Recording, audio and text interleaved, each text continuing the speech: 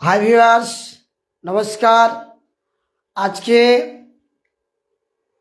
নিয়ে চলে এসেছি আপনাদের সুবিধার্থে লাইভ ক্লাস ফেসবুকে সঠিক ইংরেজি উচ্চারণ করার সঠিক নিয়ম রুল 4 নিয়ে।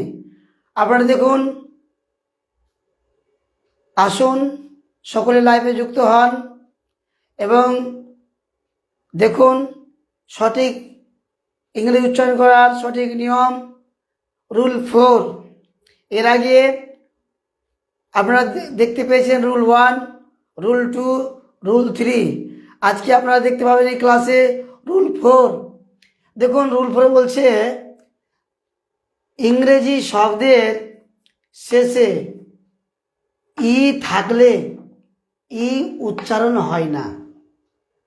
অর্থাৎ একটি ইংরেজি শব্দের শেষে যদি ই থাকে তাহলে আমরা ইকে সাইলেন্ট লেটার ধরে নিই, ই অনুচ্চারিত থাকে।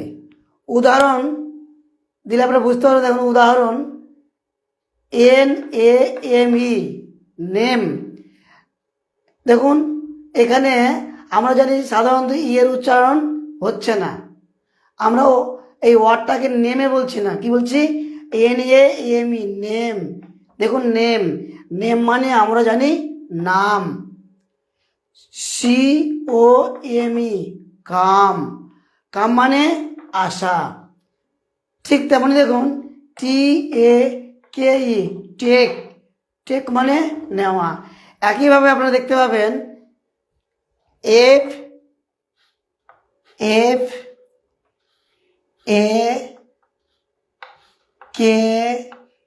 FFAKE উচ্চারণ আমরা কী করবো? তাহলে উচ্চারণ করবো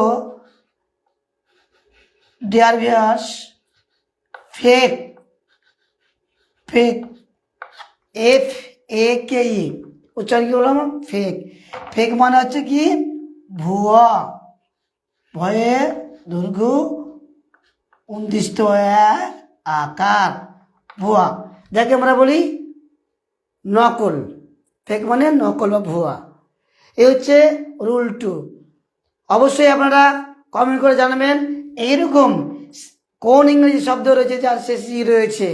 আপনারা কমেন্ট লিখে দেখাবেন, জানাবেন। রুলটি ভালো করে পড়বেন, লাইক শেয়ার করবেন। ওকে, ধন্যবাদ, থ্যাংক ইউ।